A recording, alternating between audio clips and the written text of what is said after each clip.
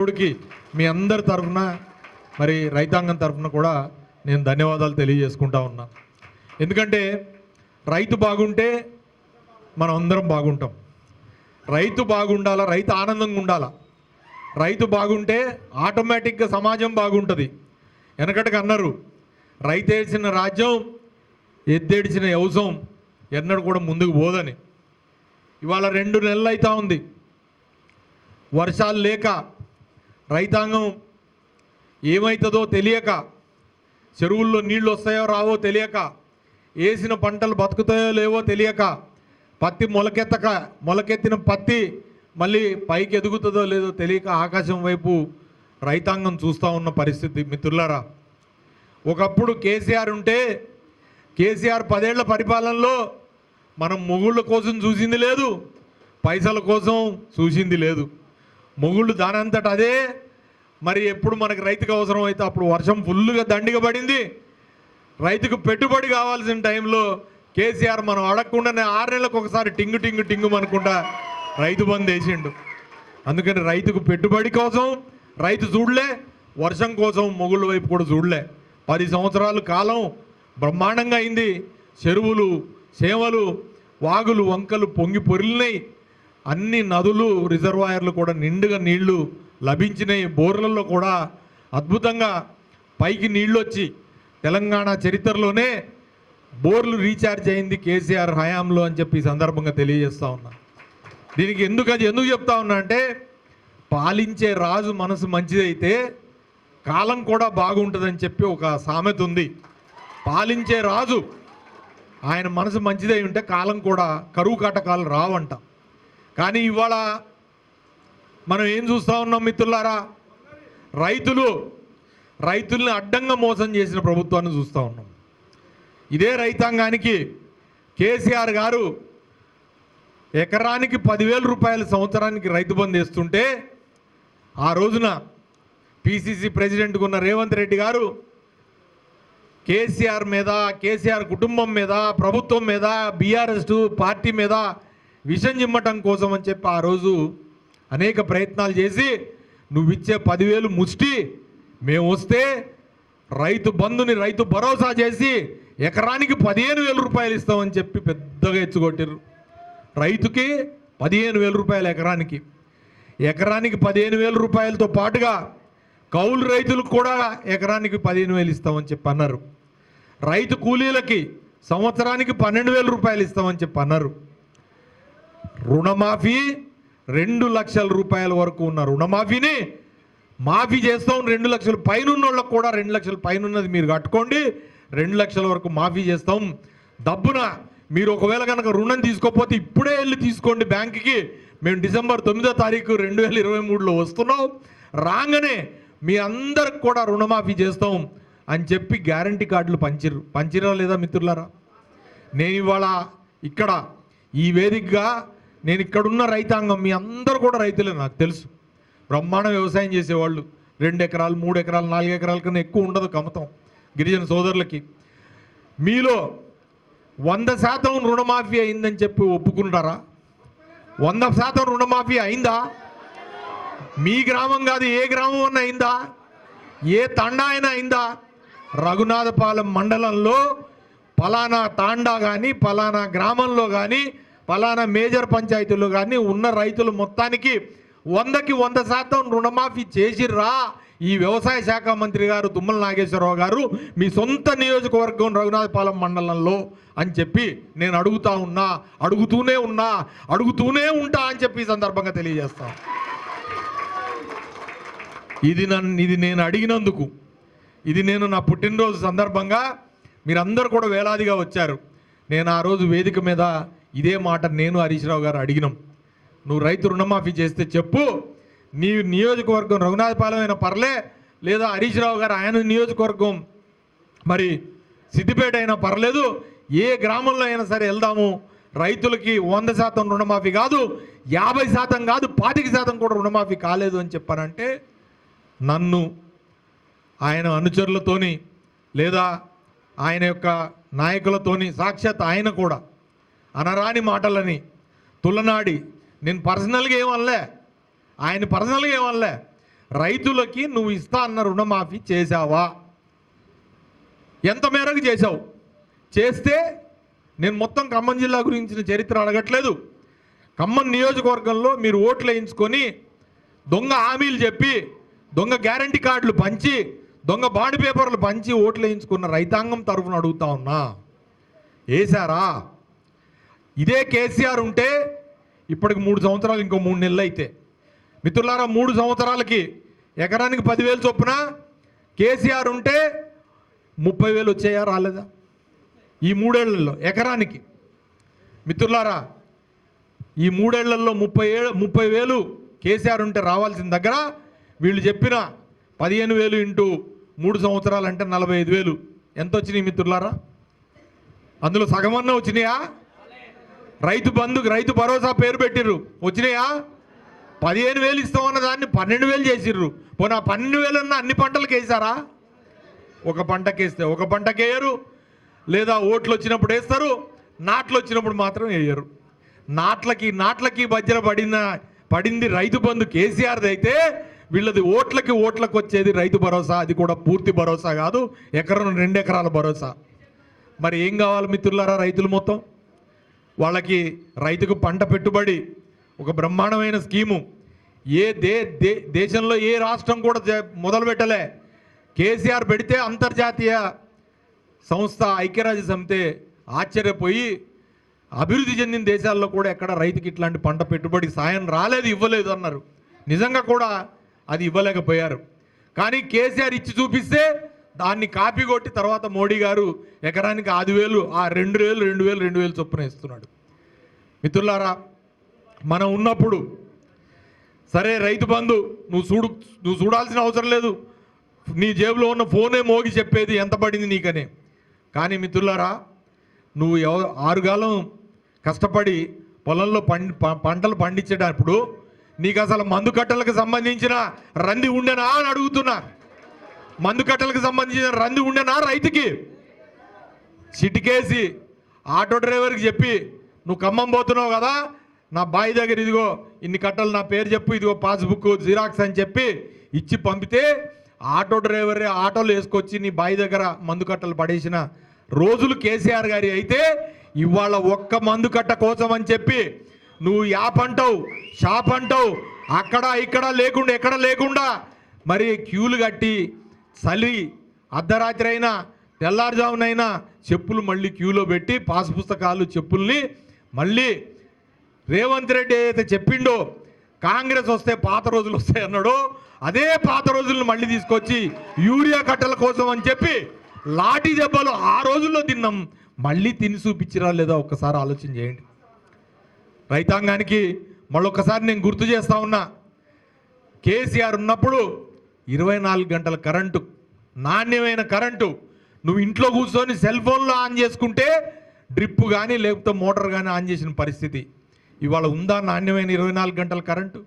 గుండె మీద చేసుకొని రైతాంగం చెప్పండి, ఎన్ని గంటల కరెంటు ఉంటుంది, ఎప్పుడు వస్తుంది, ఎప్పుడు పోతుంది, మనకే తెలియదు. మళ్ళా పాత కాంగ్రెస్ రోజులు అన్నారు అంటే పాములు గుట్టి తేళ్లు గుట్టి ఎంతోమంది చనిపోయారు. పేలిపోయిన ట్రాన్స్ఫార్మర్లు, కాలిపోయిన మోటార్లకి కాంగ్రెస్ చరిత్ర అయితే మళ్ళీ కరెంటు కష్టాలు మళ్ళీ అయ్యే తీసుకొని వచ్చిండు.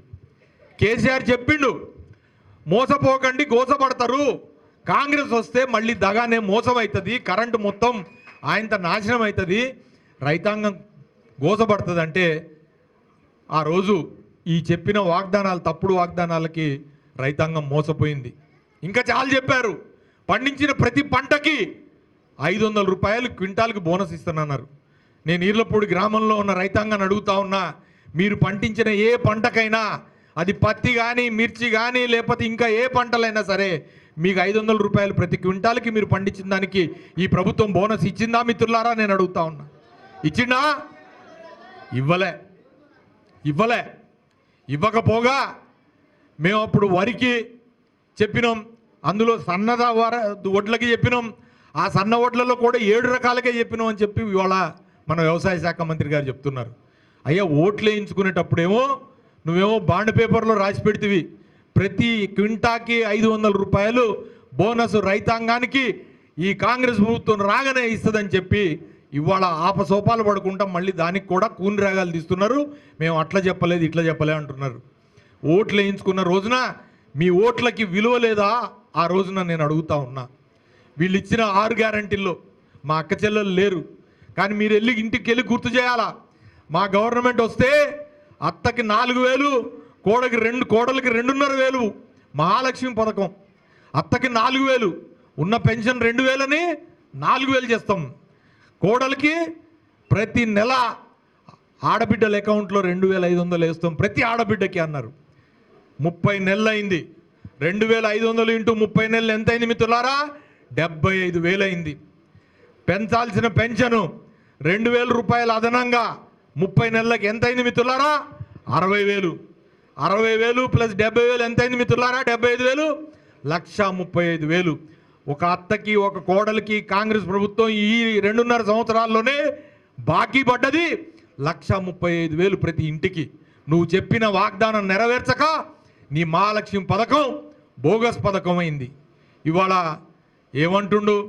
ప్రతి ఆడబిడ్డని కోటి మంది మహిళల్ని కోటీశ్వరం చేస్తారంట. 1 కోటి మంది మహిళల్ని.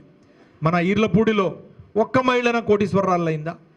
రేవంత్ రెడ్డి గారి పుణ్యమాని నువ్వు కోటీశ్వరరాలు వద్దు నాయనా, మా ఇంటికి ఇప్పుడు రావాల్సిన 1,35,000 ఉంది కదా, ఈ 2.5 సంవత్సరాల్లో 30 నెలల్లో ముందు అది లక్షాధికారి అవుతుంది. ముందే లక్షాధికారి అవుతుందామా? ముసలోళ్ళ పెన్షను, వితంతువులు, వృద్ధులు, వికలాంగులు, ఒంటరి మహిళలు, బోధకాలు, ఎయిడ్స్ ఉన్నోళ్ళు, బీడీ కార్మికులు 200 పెన్షన్ ఉంటే కేసీఆర్ గారు దిగే టైంకి 2,000 ఇచ్చిండు పెన్షన్. కాంగ్రెస్ వాళ్ళు 200 పెన్షన్ ఇస్తే 2,000. ఇక్కడనే మన పక్కనే ఇక్కడ మీటింగ్ పెట్టి రాహుల్ గాంధీ గారిని పెట్టి నెత్తిన పెద్ద కార్డులు పెట్టుకొని మేము వస్తే 4,000 ఇస్తాం పెన్షన్, 4,000 ఇస్తామని ఊగిర్రు. వికలాంగులకి 6,000 ఇస్తామన్నారు. నా మిత్రుడు దివ్యాంగుడు, నేను అడుగుతా ఉన్నా తమ్ముడు, 4,000 పెన్షన్ నుంచి 6,000 పెన్షన్ రాని దివ్యాంగుల్ని ఇవాళ మోసం చేసినట్టా చేయనట్టా కాంగ్రెస్ ప్రభుత్వం, కాంగ్రెస్ వాళ్ళు నేను అడుగుతా ఉన్నా. వాళ్ళకి దిక్కు లేదు. ఆడబిడ్డలకి నీకు 500కే గ్యాస్ అన్నాడు. 500 రూపాయల గ్యాస్ వస్తుందా మిత్రులారా? మీ ఇంట్లో ఆడోళ్ళు సిలిండర్ బుక్ చేస్తే 1,000 రూపాయలు అవుతుందా? మా అక్క చెల్లెలు చెప్పాలా? 500కి వస్తుందా గ్యాసు? మరి అడగొద్దా? మనం అడగాలిగా. అంతెందుకు 500 జగాలో 1000 అంటే మరి గ్యాస్కి బండకి 500 చొప్పున నీకు నీ నెత్తిన శటగోపం పెట్టిన కాంగ్రెస్, ఇక్కడ కాంగ్రెస్ నుంచి గెలిచిన మహానాయకుడు, నువ్వు రేపు ఊళ్ళోకి వస్తే నేను చెప్పిన బాకీలన్నిటికీ లెక్క మీరు రాసుకోండి. డెఫినెట్గా లెక్క ప్రకారంగా అడగాల్సిన అవసరం ఉంది. మిత్రులారా, ఆ రోజున పెళ్ళైతే, మన ఆడబిడ్డలు పెళ్ళైతే కేసీఆర్ గారు ఇచ్చిన కళ్యాణ లక్ష్మి 1,116 అజయన్న ఇంటికి పిలిచి భోజనం పెట్టి చీర సారె పెట్టి పండు పెట్టి 1,116 ఇస్తే నువ్విచ్చే 1,116 ఏంటి ముష్టి, మేము వస్తే దానికి తులం బంగారం ఇస్తామన్నారు. మా అక్క చెల్లెల మెడలో ఎక్కడైనా కనపడుతుందా తులం బంగారం? రేవంత్ రెడ్డి తులం బంగారం ఎక్కడైనా కనపడుతుందా? ఒక్కల మెడలో కూడా 1 గ్రాము కూడా మెరుస్తలేదు. ఆయనతో మీ కష్టం, మీ భర్తల కష్టం, మీ కొడుకుల కష్టంతో చేయించింది తప్పితే 1 తులం బంగారం ఎవరికి ఇవ్వలే. మోసం కాదా? కాదా మోసం అని అడుగుతా ఉన్నా నేను. మరి అడగొద్దా అని అడుగుతున్నా నేను. మన ఆడపిల్లలు, చదువుకునే ఆడపిల్లలంట ఖమ్మం కాలేజీకి పోతే వాళ్ళు అట్లిట్లెట్లా పోవాల్సి వస్తుందని ఎలక్ట్రిక్ స్కూటీలు ఇస్తా అన్నాడు. ఈర్లపూడి నుంచి ఖమ్మం పోయేదాకా మొత్తం ట్రాఫిక్ జామే. కాంగ్రెస్ వాళ్ళు ఇచ్చిన స్కూటీలతోని రోడ్లన్నీ మొత్తం ట్రాఫిక్ జామ్. ఎక్కడ చూడు కాంగ్రెస్ వాళ్ళ స్కూటీలే. మన ఆడపిల్లలు పాపం ఆ స్కూటీల మీద డుర్రును పోతారు కనపడుతురా? మన ఆడపిల్లలు కడుపులో మంటలేదు. ఆ రోజున ఏమన్నారు? అజయ్ అన్న మస్తు డెవలప్ చేసిండు కానమ్మా, నాకు ఎలక్ట్రికల్ స్కూటీ వస్తుంది, నువ్వు ఎట్లా ఒకట్లా చేసి ఈసారి మాత్రం కాంగ్రెస్కి వెయ్యని మా తమ్ముళ్ళు, మా చెల్లెళ్ళు, మా తమ్ముళ్ళకైతే చెప్పాలా. ఉద్యోగాలు లేవు మీకు నిరుద్యోగ భృతి నెలకు 4,000 రూపాయలు ఇస్తానని చెప్పి నిరుద్యోగ డిక్లరేషన్ అని చెప్పి డిక్లరేషన్ పెట్టారు. వచ్చిందా నేను అడుగుతా ఉన్నా. మా గిరిజనుల కోసం గిరిజన డిక్లరేషన్, గిరిజనులందరికీ ఇందిరమ్మ ఇల్లు అందరికీ 5 లక్షలు అయితే మీకు 6 లక్షల రూపాయలు ఇస్తామన్నారు.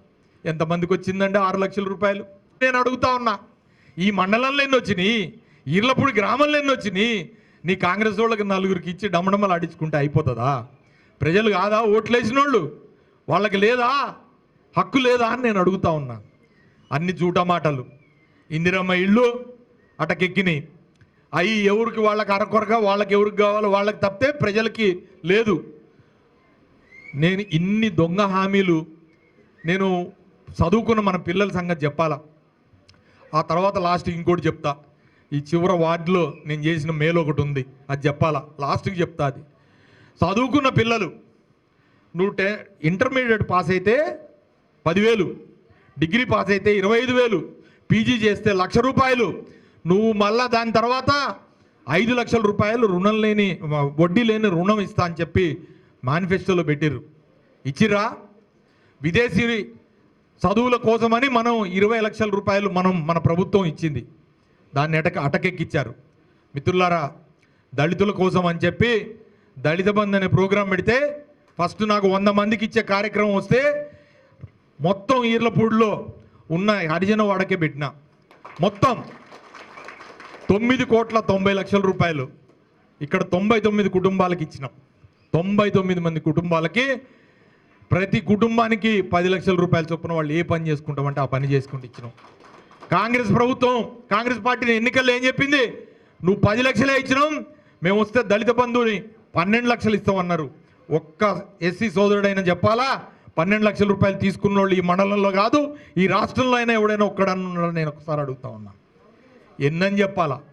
ఇట్లాంటి 420 బోగస్ హామీలు ఇచ్చి 420 ఇచ్చారు బోగస్ హామీలు. అయ్యా, మనం బతుకమ్మ పండుగ వస్తుందంటే ఆడబిడ్డలు వాళ్ళు ఇల్లు అని చూడకుండా ఆయనతో అందరు ఆడబిడ్డలకి బతుకమ్మ చీరలు ఇచ్చినాం. బతుకమ్మ చీరలు ఇచ్చి మంచిగా ఆడుకోండి, బతుకమ్మ ఆడుకోండి అని చెప్పేది. ఇవాళ మా ఆడబిడ్డలకి ఇచ్చే బతుకమ్మ చీరలు అవి కొందరికే పరిమితం అయిపోయినాయి, అందరికీ లేదు. అందరికీ ఎందుకు లేవా అని అంటే దానికి ఏం చెప్తలేడు. ఒక్కసారి ఒక రంగు, నీలి రంగు, మనమేమో రకరకాల డిజైన్లలో బ్రహ్మాండంగా సిరిసిల్లలో నేసి మరీ పంపిస్తే ఈ చీరలా, వీటిని పొలాల్లో అడ్డం కట్టుకుంటానికి, పంటలకు అడ్డం కట్టుకుంటానికి పనికి వస్తాయి అన్నాడు. ఇవాళ కనీసం ఆ చీరలకి దిక్కు లేదు, బతుకమ్మ పండుగకి దిక్కు లేదు, ఒక రంజాన్ దిక్కు లేదు, ఒక మరి మన క్రిస్మస్ దిక్కు లేదు. మనం ఏ పండగ అయినా సరే మన పండగగా భావించి ప్రభుత్వం తరఫు నుంచి అందరికి కూడా సాయం చేసేది. ఇవాళ ప్రభుత్వం నుంచి సాయం అందేది లేదు. పోగా ఎక్కడ పడితే అక్కడ విపరీతమైన దోపిడీ. ఎంత దోపిడీ! ఇవాళ రఘునాథపాలెం మండలంలో మీరే చెప్పాలా. నేను నికార్సుగా పనిచేసిన, నా మీద అనేక మాటలు, అనేక దుర్బుద్ధితో చేసిన మోసపూరిత మాటలు. ఇవాళ ఆ మాటలు ఎవరికి వర్తిస్తాయి ఒక్కసారి ఆలోచించండి. వెనక్కి తిరిగి చూసుకోవాలా. ఏమైనా మరి గుట్టలు ఎందుకు మాయమైపోయినాయి? ఇప్పుడు 2.5 సంవత్సరాలు వచ్చినాయా? ఒట్టిగా పోయి మిమ్మల్ని అందరినీ కూడా మస్కా కొట్టడానికి పోయి యాడ్ నుంచి ఆడుకోపోయి నీళ్లు తీసుకుపోయి దానికి నెత్తిన నీళ్లు తల్లి పూలు తల్లుతున్నారు. మరి రఘునాథపాలెం గిరిజనులకు ఇవ్వరా మరి గోదావరి జలాలు? ఎప్పుడు వస్తాయి? ఇంకెన్నాళ్ళు ఉంది? మీకు 50 ఏళ్ల కోసం పదవి ఇచ్చిర్రా? 5 ఏళ్ల కోసమే ఇచ్చారు. 3 ఏళ్ళు అయ్యే పోతుంది. మరి మా రైతాంగానికి ఇచ్చిన హామీలు ఏమైనాయి అని చెప్పి నేను అడుగుతా ఉన్నా. ఇవి అడిగితే కోపం. మనం చేసిన పల్లె ప్రకృతి వనాలను బీకేస్తారు, లేకపోతే మనం చేసిన మంచి పనులను బీకేస్తారు. ట్రాక్టర్లు మూలపడ్డాయి, పారిశుద్ధ్యం లేదు, గ్రామాల్లోకి పోతే గబ్బు కంపు. మనం పల్లె ప్రగతిని బ్రహ్మాండంగా సుందరంగా తయారు చేసిన పల్లెలని ఇవాళ కునారిల్లుతున్నాయి. మిత్రులారా, ఇవాళ సర్పంచులకి చేయడానికి పని లేదు, చీపుర్లకి బ్లీచింగ్ పౌడర్కి కూడా సర్పంచులకు డబ్బులు లేవు. వస్తే గిస్తే ఆ కేంద్ర ప్రభుత్వం ఏమైనా ఇస్తే దాంతో పనిచేయాల్సిందే తప్పితే రాష్ట్ర ప్రభుత్వం నుంచి మ్యాచింగ్ గ్రాంట్ కూడా లేదు సర్పంచులకు. అవునా కాదని నేను అడుగుతా ఉన్నా. ఇన్ని మరి కష్టాల మధ్యలో ప్రజలు బతికీడుస్తున్న తెలంగాణలో మనం ఒక్కసారి ఆలోచన చేయాలి. మన మీద ప్రధానమైన కర్తవ్యం ఉంది మిత్రులారా. ఏమన్నారు? ఇంకెక్కడ అజయ్ కుమార్ అయిపోయిండు, రేపు ఎల్లుండో అంబులెన్స్ వస్తుందన్నారు. నిలబడున్న నిటారుగా మీ ముందు అయ్యా వ్యవసాయ శాఖ మంత్రి గారు 6 అడుగుల కటౌట్ నీ ముందు నిలబడి ఉంది.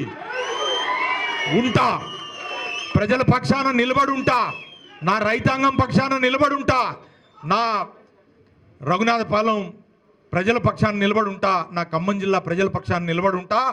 ఏ పోరాటాల స్ఫూర్తితోనైతే మేము ఈ రాష్ట్రాన్ని తెచ్చుకున్నామో, లేదా జెండాలను రెపరెపలు ఆడించినామో, అదే పోరాట స్ఫూర్తితోని రేపు రాబోయే రోజుల్లో ప్రజల కష్టాలకి మరి చరమగీతం పాడి మీ కాంగ్రెస్ ప్రభుత్వాన్ని దించి మళ్ళీ కేసీఆర్ ప్రభుత్వాన్ని తెచ్చేదాకా అజయ్ కుమార్ బతికే ఉంటాడని ఈ సందర్భంగా నేను తెలియజేస్తాను. ప్రజల కోసం ప్రశ్నించే గొంతుక ఎప్పుడు అవసరం. నువ్వు ఆ రోజు చెప్పినావు ప్రశ్నించే గొంతుక అని. ఇవాళ ఎవరైనా ప్రశ్నిస్తే నువ్వు ఎందుకయ్యా నువ్వు దెబ్బలు కొడుతున్నావు? ప్రశ్నించే వాడి మీద తప్పుడు కేసులు ఎందుకు పెడుతున్నావు? జైళ్ళల్లో ఎందుకు పెడుతున్నావు? ఎవరైనా బీఆర్ఎస్ నాయకులు ప్రశ్నిస్తే తప్పుడు కేసులు, చిన్న పోస్టింగ్ పెడితే తప్పుడు కేసులు, లేకపోతే సిఐలతోని ఎస్ఐలతోని బెదిరిస్తారు, లేదా పోలీస్ స్టేషన్లకు రమ్మంటారు. ఎన్నాళ్ళు నడుస్తుంది? అధికారం అందరికీ శాశ్వతమా? కాదు. అధికారం ఇట్లా మారంగానే అధికారులు కూడా ఇట్లనే మారిపోతారు. వాళ్ళు ఉన్నట్లే జారిపోతారు వాళ్ళు కూడా. మిత్రులారా, అన్ని రోజులు ఒక్క తీరుగా ఉండవు. రాత్రి తర్వాత పగలు వస్తుంది, చీకటి తర్వాత ఎలుగు వస్తుంది, మళ్ళా బీఆర్ఎస్ వస్తుంది. ఆ వచ్చిన రోజుని చెప్తాం మీ సంగతి. ఇవాళ చాలా అంటారు చాలామంది, ఓ మేమంత మా అంత పోటుగాళ్ళు లేరని. సరే, కానీ ఇవాళ నీకు రోజు కలిసి వచ్చింది. నేను సుందర్లాల్ గారు చెప్పినట్టు కొంత మరి ఏమర్పాటుగా ఉన్న దగ్గర మనం ఓడిపోయినాం, గెలవాల్సిన దగ్గర నష్టమేం లేదు. నేను ఓడిపోయినా అట్లని చెప్పి ఏమన్నా వెనక మలుచుకొని పండుకున్నావా? మనం ప్రజల పక్షాన మనం బయటికి రావాల్సిందే, ప్రజల కోసం పనిచేయాల్సిందే. అందుకని సుందర్లాల్ గారు, మనం ప్రజల కోసం పనిచేద్దాం. ఇక ఆ రోజు నువ్వు చెప్పినావు కదా, అరాచకాలు చేస్తున్నావు, అవి చేసినావు ఈ చేసినావు అని. మరి ఇవాళ మట్టి దోసుకపోతుంది ఎవడాయా? గుట్టల్ని ఖతం చేస్తుంది ఎవడాయా? అరగదీస్తుంది ఎవడాయా? చెరువుల్లోంచి కూడా తోడుకొని తీసుకుపోతుంది. నీ మాఫియా కాదా? నీ మనుషులు కాదా? ఇవాళ పేపర్లో వస్తుంది, మీడియాలో వస్తుంది. మరి ఏమైపోయినరు? ఆ రోజు సమాజంలో గింకరించిన వాళ్ళు, గోసబెట్టిన వాళ్ళు, లేకపోతే మేము పెద్ద పెద్ద మాటలు చెప్పిన వాళ్ళు అందరూ కూడా ఇవాళ కనపడతలేదా? రఘునాథపాలెం మండలంలో ఏం జరుగుతుంది అనేది అంతా అయిపోయిందా? లేదు, ఇంకా ఉంది సినిమా. మేము ప్రజల తరఫున, ప్రజల పక్షాన అడగటానికి ఈ గులాబీ జెండా నాయకుడిగా, కార్యకర్తగా మనం అందరం కూడా రేపు ప్రజల పక్షాన మనం బాధ్యత వహించాలి. మిత్రులారా, జరిగింది మోసం జరిగింది, గోసపడ్డారు. ఇవాళ ప్రజల కడుపు రగిలిపోతుంది. కానీ ఏం చేయగలుగుతారు? ఇంకా 2 ఏళ్ళు ఆగాల్సిందే, ఇంకో 2 క్యాలెండర్లు చిరగాల్సిందే.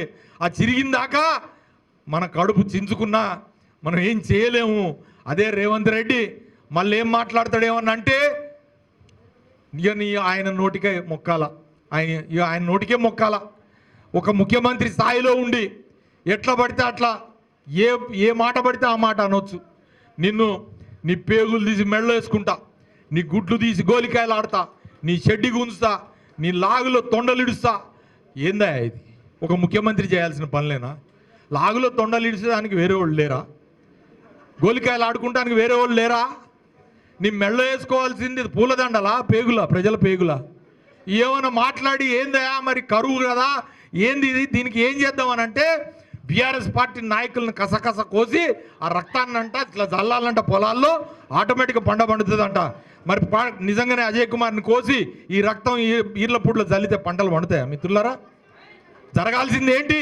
నీళ్లు తీసుకురావాలా. నీళ్ల కోసం అడిగితే రక్తమా? రక్తం ఇస్తాం, బరాబర్ రా, నా రక్తం ఇస్తా, నువ్వు జల్లు. తుమ్మల నాగేశ్వరరావు గారు నన్ను కోసి నువ్వు రక్తం జల్లు, కానీ నువ్వు అన్నా నీళ్ళే అయితే ఉన్నాయో రఘునాథ మండలంలో పారిచ్చి చెప్పాలా. సరే, వాందేవుడికి మొక్కాలా, నా గొప్పేం లేదు అందులో. కానీ నేనేమంటున్నా అంటే, నువ్వు ఒక కాళేశ్వరం లాంటి ఒక బృహత్తరమైన ప్రాజెక్టుని కేసీఆర్ కట్టి, బ్రహ్మాండమైన ప్రాజెక్ట్ అది కేసీఆర్ కడితే, ఆ కేసీఆర్ కట్టిన ప్రాజెక్టుకి 90,000 కోట్లు కాలేదు ఖర్చు, దాంట్లో 1,00,000 కోట్ల అవినీతి అని చెప్పి ఆ రోజు కేసీఆర్ మీద అవాకులు చవాకులు పేల్తివి. ఇవాళ అక్కడ నీళ్లు ఉన్నాయి, ఎత్తిపోసి మనం పైకి పంపవాయా? సరే, మనకి రాకపోవచ్చు, కానీ ఉత్తర తెలంగాణకి వరప్రదాయ కాళేశ్వరం పనికి వస్తుందంటే ఆ పని చేస్తలేడు. అక్కడ పొలాలు ఎండబడుతుండు, అట్లనే తాగడానికి నీళ్ళు కూడా ఎండబెడుతుండు. ఇవాళ మన ఖమ్మం జిల్లాకి వరప్రదాయం లాంటి సీతారామ ప్రాజెక్టుని కేసీఆర్ గారు కాదా ప్లానింగ్ చేసింది? మిత్రులారా, అంతకుముందు వీళ్ళు చేసిరా? వీళ్ళు చేసిన ఇందిరాసాగర్, రాజీవ్ సాగర్ నిజంగానే అయినదా? ఇవాళ మాట్లాడుతున్నారు. సీతారామ ప్రాజెక్టు చేసి దానికి 3 పంప్ హౌజులు కట్టి 100 కిలోమీటర్ల కాలువలు తవ్వింది కేసీఆర్ కాదా అని నేను అడుగుతా ఉన్నా. 9,000 కోట్ల రూపాయలు ఖర్చు పెట్టిండు. మన దౌర్భాగ్యం అప్పుడు మరి కరోనా వచ్చింది, కొంత వెనకబడ్డాం. కానీ పాలమూరు కానీ, లేకపోతే సీతారామ ప్రాజెక్టు కానీ, కాళేశ్వరం లాంటి ప్రాజెక్టులు, బృహత్తరమైన ప్రాజెక్టులని తెలంగాణ సస్యశ్యామలం చేయడం కోసం కేసీఆర్ నడుం కట్టలేదా? ఖర్చు పెట్టలేదా? లేకపోతే ఈ రైతాంగం కోసం ఆలోచించలేదా? ఈ ఖమ్మం జిల్లా రైతాంగం కోసం ఒక్కసారి ఆలోచించండి. ఇవాళ ఒక ఇంత ఎలకతో కొంత రాజీవ్ కెనాల్ అంట, మనం 9,000 ఖర్చు పెడితే 100 కోట్లే ఖర్చు పెట్టిందండి. 9,000 కోట్లు మనం ఖర్చు పెట్టింది. రాజీవ్ కెనాల్తోనే మొత్తం అంత సస్యశ్యామలం అయిపోయింది అంటుండే సీతారామ ప్రాజెక్ట్. అయిందా? 37 గ్రామ పంచాయతీలు చేసి 20 మంది అదనంగా గిరిజన సోదరులకి సర్పంచులు, ఉప సర్పంచులు, వార్డు మెంబర్లు అయ్యే విధంగా 20 గ్రామ పంచాయతీలని గిరిజనులకు చేసిన అంతమంది గిరిజన సోదరిమణులందరూ కూడా పదవులు అనుభవించారు. ఆ రకంగా ఎంపీపీ కానీ, జెడ్పీటీసీ కానీ, లేదా సర్పంచులు కానీ, ఉప సర్పంచులు కానీ, వార్డు మెంబర్లు కానీ, నా హయాంలో నేను మంత్రిగా ఉన్న 5 ఏళ్లలో మొత్తం గిరిజన సోదరులకి ఎంత న్యాయం జరిగింది మిత్రులారా? ఇవాళ ఎక్కడ ఉంది? ఏ పదవులేయి మా గిరిజన సోదరులకి? ఏ పదవులు ఒక్కటి చెప్పండి. మార్కెట్ కమిటీలో ఏమన్నా ఉన్నాడా? ఇంకేదైనా పదవిలో ఉన్నాడా? ఒక గిరిజన సోదరుడికి రఘునాథపాలెం మండలం నుంచి ఎవరికైనా అవకాశం వచ్చిందా నేను అడుగుతా ఉన్నా. ఈ 2.5 సంవత్సరాలు రాదు కూడా. ఎందుకంటే వాడుకున్నారు, వదిలేశారు. ఆయారాం గయారాం కాంగ్రెస్ పార్టీకి సంబంధించిన సంస్కృతే అది. అందుకని ఇవాళ ఎంత పెద్ద నాయకుడైనా సరే మేము అడిగిన ఈ ప్రశ్నలకు సమాధానం చెప్పాలా. యువత ప్రత్యేకంగా నేను రిక్వెస్ట్ చేస్తూ ఉన్నా. మీరు అనుకుంటే ఏదైనా జరుగుతుంది. నిన్నగాక మొన్న చూడండి, దేశవ్యాప్తంగా ఎగ్జామినేషన్ పేపర్లు, నీటు మెడిసిన్ చదవాల్సిన వాళ్ళ పేపర్లు లీక్ చేసి అమ్ముకుంటుంటే దేశవ్యాప్తంగా జరిగిన పెద్ద ఉద్యమం కాక్రోచ్ జనతా పార్టీ అని చెప్పి ఒట్టిగా ఆన్లైన్లో మొదలు పెడితే దేశవ్యాప్తంగా విద్యార్థులు, యువతంతా ఒక్కటయ్యి కేంద్ర ప్రభుత్వం మెడలు పట్టుకుంటే కేంద్ర విద్యాశాఖ మంత్రి రాజీనామా చేయాల్సిన పరిస్థితి వచ్చింది. ఆ పవర్ యువతలో ఉంది. నేను యువతను కోరేది ఒకటే, మీరు అనుకుంటే ఏ పరివర్తన అయినా జరుగుతుంది, మీరు అనుకుంటే ఏ చేంజ్ అయినా జరుగుతుంది. మీరు చేయాల్సిందల్లా ఒకటే, ఈ రాష్ట్రంలో జరుగుతున్న ఈ దగులుబాజీ పరిపాలనకి చరమగీతం పాడాలి అని అంటే మీరు కొంత సమయం మాకు కేటాయించాలి మిత్రులారా. ఎందుకంటే మీరు పోరాడితే మీ శక్తితోని మన ఆడబిడ్డలకి న్యాయం జరుగుతుంది, మన అక్క చెల్లెలకి న్యాయం జరుగుతుంది, మన అమ్మలకి అవ్వలకి న్యాయం జరుగుతుంది, మన రైతులకి న్యాయం జరుగుతుంది, హరిజన గిరిజన బలహీన వర్గాలకి లేదా మైనారిటీలకి న్యాయం జరుగుతుంది. కాబట్టి ఇవాళ రేపు సోషల్ మీడియా, డిజిటల్ మీడియా అయిపోయింది. అందరి దగ్గర కూడా సెల్ ఫోన్లు ఉన్నాయి. ఆ సెల్ ఫోన్లలో కానీ నా అక్క చెల్లెళ్ళు కానీ ఎవరినైనా ఇబ్బంది పెడితే అర్ధరాత్రి అయినా అపరాత్రి అయినా పోలీస్ స్టేషన్ ముందైనా సరే ధర్నా చేయడానికి అజయ్ కుమార్ వెనకాడ్డాన్ని సందర్భంగా. ఇది రఘునాథపాలెం మండలానికి వర్తించదు, మొత్తం ఖమ్మం జిల్లాకు వర్తిస్తుందని ఈ సందర్భంగా తెలియజేస్తా ఉన్నా. 3 సార్లు 2014, 18, 23 ఒక్కొక్క సీటే ఇచ్చి ఖమ్మం జిల్లా కేసీఆర్కి అన్యాయం చేసింది. ఒక రకంగా చెప్పాలంటే మనకిచ్చినన్ని వనరులు, మనకిచ్చినంత సంపద, మనకిచ్చిన సీతారామ లాంటి ప్రాజెక్టుకి మనం ఒక్కసారైనా సరే కేసీఆర్ గారు రుణం తీర్చుకోవాల్సిన అవసరం ఉంది మిత్రులారా. 2023లో నేను గెలవకపోయి ఉండొచ్చు కాక, కానీ 2018లో నన్ను గెలిపించారు ఒకసారి. అసలు బీఆర్ఎస్ పార్టీ గెలవని నియోజకవర్గాలు ఇంకా 7 ఉన్నాయి. తప్పకుండా ఆ 7తో పాటు గతంలో గెలిచిన 3 కలిసి 10కి 10 నియోజకవర్గాలు ఈసారి రాబోయే ఎన్నికల్లో బీఆర్ఎస్ పార్టీ విజయదుందుబి మోగించాల. కానీ కొంతమంది మళ్ళీ అదే అహంకార మాటలు మాట్లాడుతున్నారు. వాళ్ళని బోనియను, వీళ్ళని బోనియను, వాళ్ళని దాకనేను, వీళ్ళని దాకనేను అంటున్నారు ఇంకా. కానీ నేను ఒక మాట చెప్తా ఉన్నా, ఎవరైనా సరే जनता जनार्दन, जनता अगर सोच लिया तो हम जीतेंगे, जनता बना दिया तो हमारा सरकार आएगा, नहीं तो नहीं आएगा, मगर तेरे वजह से ना जाएगा ना आएगा. అందుకని నా నాయకుడికి చెప్తా ఉన్నాం, ప్రజలే దేవుళ్ళు. ముఖ్యంగా గుర్తుపెట్టుకోవాల్సింది, ఒకప్పుడు బుగ్గలు నిమిరి తల మీద చేతులు పెట్టి ఆడ ఈడ 2000 3000 ఇచ్చి ఇవాళ అందరినీ కూడా రావే పోవే ఏంటి అనే పరిస్థితికి వచ్చింది కాంగ్రెస్ పార్టీ నాయకులది. ఇవాళ అందరూ కూడా మీరు ఒకసారి ఆలోచన చేయండి ఎంత అహంకారంతో ఉన్నారనేది. వీళ్ళు అంత అహంకారం పనికిరాదు మిత్రులారా. నేను మంత్రిగా ఉన్నా కూడా 5 సంవత్సరాల పాటు మీ తలలో నాలుకగా ఉన్న అందరినీ కూడా అన్న, అక్క, చెల్లి, తమ్ముడు అని చెప్పి, లేకపోతే అయ్యా బావా అని చెప్పి పిలిచిన తప్పే ఎక్కడ కూడా అహంకారానికి పోలే. నేను ఆ అహంకారాన్ని ఎప్పుడు కూడా చూపించలే. ప్రస్తుతం మీరు ఒకసారి ఆలోచన చేయండి, ఆ రోజు నన్ను కూడా మీలో ఒకడిగానే భావించి గిరిజన సోదరులుగా నా పేరుని మీరు రఘునాథపాలెం మండలంలో ఏ రకంగా మార్చి నన్ను ఆ రోజున నాయక్ అన్నారో అదే స్ఫూర్తితో ఇవాళ కూడా ఉన్న మిత్రులారా. సగం ప్రజానీకం రఘునాథపాలెం మండలంలో ఉంది. మీ గిరిజన పాతి పెడతా. ఏం తప్పు చేసిండా కేసీఆర్? ఏం చేసిండు కేసీఆర్? తప్పేం చేసిండు నేను అడుగుతా ఉన్నా. ఇవాళ రైతాంగానికి మేలు జరిగిందా రాలేదా? ఈర్లపూడిలో సబ్స్టేషన్ వచ్చింది, తప్పు చేసిండా కేసీఆర్? ఈర్లపూడిలో కరెంటు బాగుండాలని మా రైతులకి కరెంటే ఉండేది కాదు, పట్టుబట్టి సబ్స్టేషన్ తెచ్చిన, తప్పు చేసిండా కేసీఆర్? రఘునాథపాలెం మండలంలో 200 కోట్ల రూపాయలతో రోడ్లు వేయించిన, తప్పు చేసిండా కేసీఆర్? 200 కోట్ల రూపాయలు మన మండలానికి ఇచ్చి, ఒక్క మండలం, ఏ గ్రామంలో కూడా నేను ఎమ్మెల్యే అయిన రోజున ఏ గ్రామానికి కూడా సరిగ్గా రోడ్లు లేవు. ఈర్లపూడి నుంచి దొనబండకు కానీ